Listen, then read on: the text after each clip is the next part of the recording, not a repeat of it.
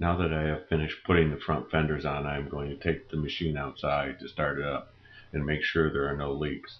I looked in the gas tank to make sure it had gas, but the tank was low, so I decided to fill up the tank halfway. Then I decided to turn the petcocks on, and within seconds gas was leaking out the bottom of the machine.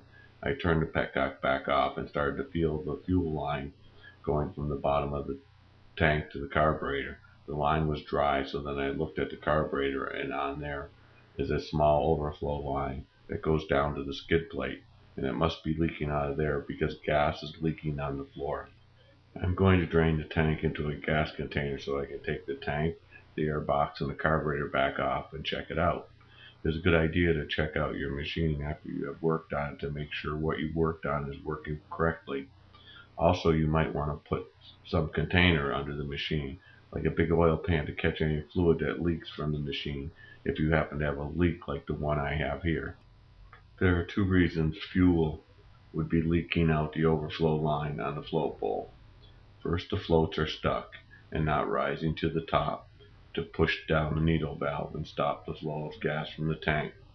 Second, the needle valve is not closing all the way because the valve is misaligned or there is some dirt at the bottom of the valve.